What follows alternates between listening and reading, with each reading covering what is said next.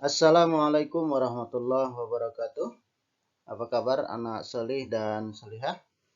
Alhamdulillah hari ini kita kembali belajar pendidikan agama Islam untuk siswa kelas 5 pelajaran 2 dengan subtema 2 yaitu mengenal kitab-kitab Allah Subhanahu wa taala.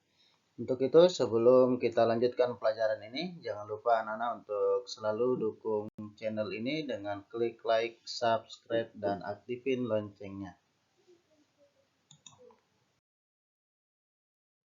Sebelum kita lanjutkan pelajaran kita pada hari ini, mari terlebih dahulu kita berdoa. Semoga Allah Subhanahu wa taala memudahkan kita dalam menerima ilmu dan kelak kita bisa mengamalkannya. A'udzu billahi minasyaitonir rajim. Bismillahirrahmanirrahim. Rabbi zidni ilma warzuqni fahma. Ya Allah, tambahkan ilmu kepadaku dan berilah aku pemahaman. Amin. Adapun tujuan pembelajaran kita pada hari ini, yang pertama adalah siswa mampu memahami makna beriman kepada kitab-kitab Allah Subhanahu wa taala. Kemudian yang kedua, siswa mampu menyebutkan macam-macam kitab Allah dengan benar. Akan kita pelajari yang pertama adalah mengenal kitab-kitab Allah Subhanahu wa taala. Kitab suci merupakan pedoman hidup bagi orang-orang beriman. Allah menurunkan kitab-kitabnya sebagai petunjuk hidup umat manusia di dunia agar selamat di dunia dan di akhirat. Yuk kita ketahui lebih jauh apa kitab-kitab Allah Subhanahu wa taala. Nah, anak-anak coba kalian amati dan perhatikan gambar di bawah ini. Ya. Di bawah ini adalah gambar anak-anak yang sedang mengaji Al-Qur'an. Mengapa mereka mengaji Al-Qur'an? Bagaimana sikap mereka ketika mengaji Al-Qur'an? Al-Qur'an merupakan kitab suci yang berasal dari Allah Subhanahu wa taala. Membaca kitab suci harus dengan adab yang baik. Membaca Al-Quran termasuk ibadah dan akan mendapat pahala dari Allah Subhanahu wa taala. Oleh sebab itu, membaca Al-Quran harus dilakukan dengan khidmat. Membaca Al-Quran dianjurkan dengan adab yang benar, seperti dalam keadaan suci, berpakaian, menutup aurat, dan duduk menghadap kiblat. Ya, inilah tata cara kita membaca Al-Quran, yaitu kitab suci umat Islam. Makna beriman kepada Allah Subhanahu wa taala. Iman artinya percaya. Kitab adalah kumpulan wahyu Allah Subhanahu wa taala yang diturunkan kepada rasul-rasulnya yang terdapat dalam lembaran-lembaran dan terkumpul menjadi dalam bentuk buku. Iman kepada kitab-kitab Allah termasuk rukun iman yang ketiga. Rukun iman adalah hal-hal yang wajib diyakini kebenarannya oleh umat Islam. Firman Allah Subhanahu wa taala, A'udzu billahi minasyaitonir rajim. Bismillahirrahmanirrahim. Ya ayyuhalladzina amanu aminu billahi wa rasulihi wal kitabil ladzi nazzala ala rasulihi wal kitabil ladzi anzala min qabl. Wa may yakfur billahi wa malaikatihi wa kutubihi wa rusulihi wal yaumil akhir faqad dhalla dhalalan ba'ida.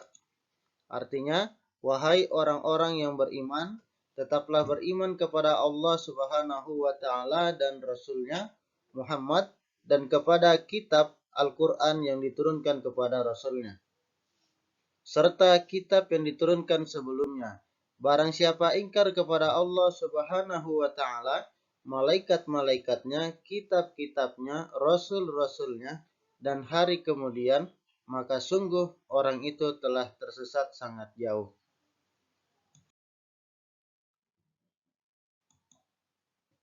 Kitab suci merupakan pedoman hidup bagi orang beriman.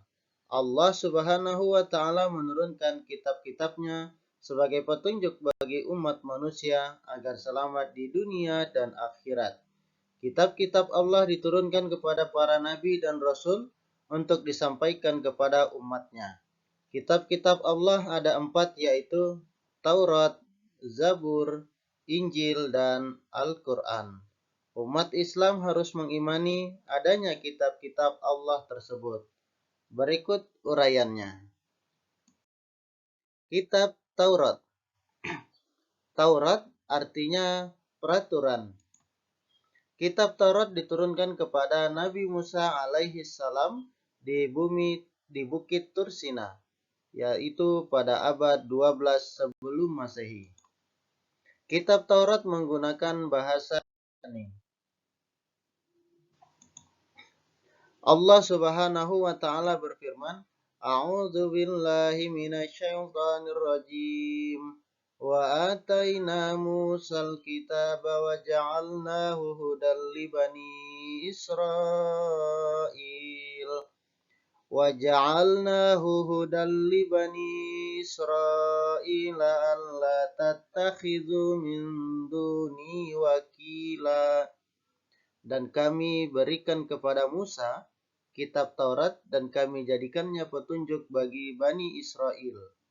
Dengan firman, janganlah kamu mengambil pelindung selain aku. Kitab Zabur. Zabur artinya tulisan. Kitab Zabur berbahasa Kipti.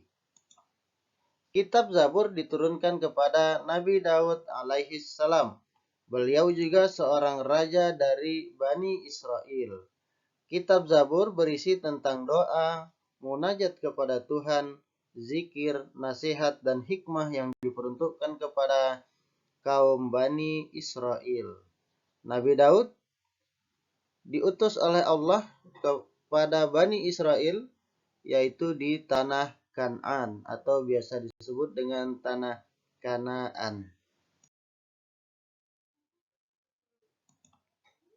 Firman Allah Subhanahu wa Ta'ala, A'udzu billahi minasyaitonir rajim, wa rabbuka a'lamu biman fis samawati wal ard, wa laqad faddalna ba'dan nabiyyina 'ala ba'di wa ataina Dawuda zabura.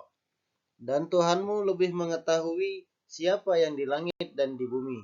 Dan sungguh kami telah memberikan kelebihan kepada sebagian nabi-nabi atas sebagian yang lain. Dan kami berikan Zabur kepada Daud. Kitab Injil. Injil dari bahasa Yunani artinya kabar gembira.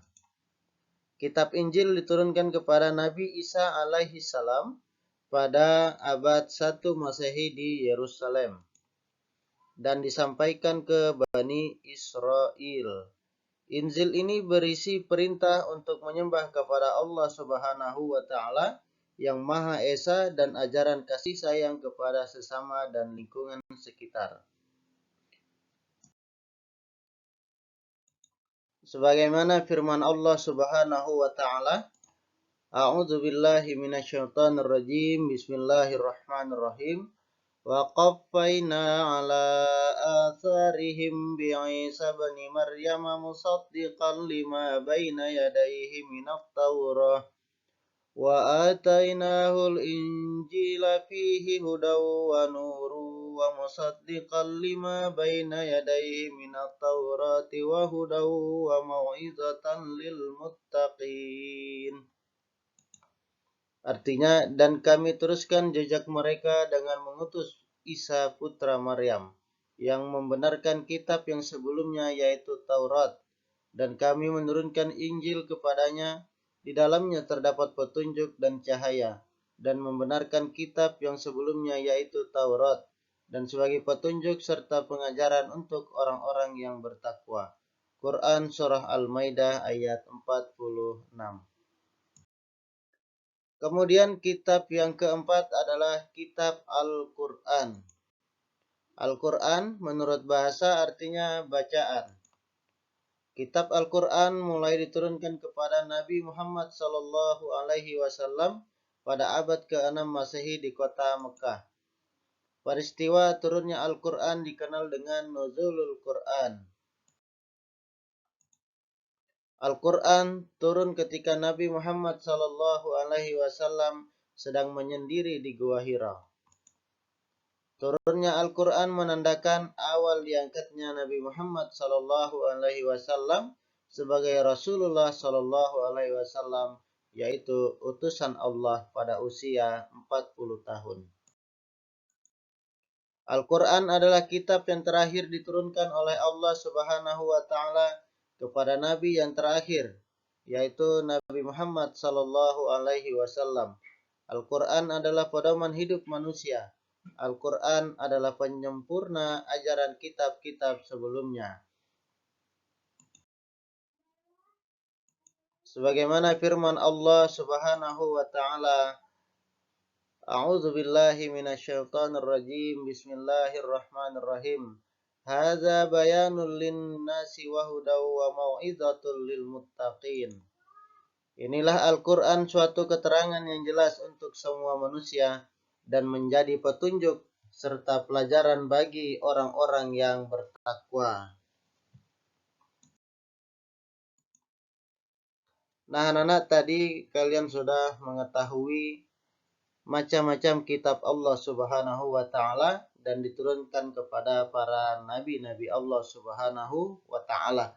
Nah, selanjutnya yaitu hikmah beriman kepada kitab-kitab Allah Subhanahu wa Ta'ala. Kitab-kitab Allah Subhanahu wa Ta'ala adalah wahyu dari Allah yang berisi ajaran hidup. Orang yang mengimani kitab-kitab Allah Subhanahu wa Ta'ala akan mendapat hikmah yang besar.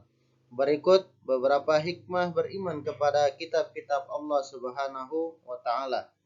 Yang pertama adalah mempertebal keimanan kepada Allah Subhanahu wa Ta'ala.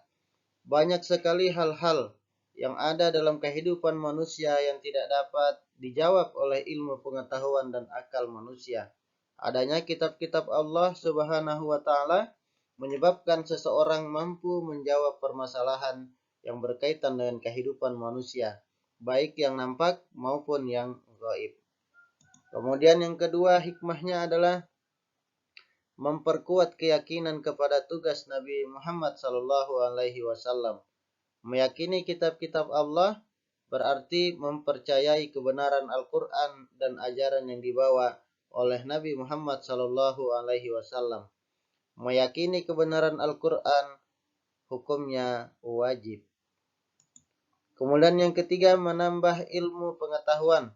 Selain berisi perintah dan larangan Allah Subhanahu wa Ta'ala, kitab suci juga menjelaskan tentang pokok-pokok ilmu pengetahuan. Dengan demikian, diharapkan manusia mengembangkan dan memperluas wawasan sesuai dengan perkembangan zaman. Kemudian yang keempat, menanamkan sikap toleransi terhadap agama lain. Allah Subhanahu wa Ta'ala tidak hanya menurunkan satu kitab suci, adapun yang masih terjaga keasliannya adalah Al-Quran. Dengan beriman kepada kitab-kitab Allah, maka umat Islam akan selalu menghormati dan menghargai umat yang beragama selain Islam. Demikian pelajaran kita pada hari ini, yaitu beriman kepada kitab-kitab Allah Subhanahu wa Ta'ala dan hikmah beriman kepada kitab-kitab Allah. Semoga anak-anak semua di rumah bisa mempelajari dan mengamalkan apa yang sudah kita pelajari pada hari ini. Cukup sekian, Bapak mohon maaf jika ada salah dan hilaf. Terus dukung channelnya dengan mensubscribe. Bapak akhiri. Wassalamualaikum warahmatullahi wabarakatuh.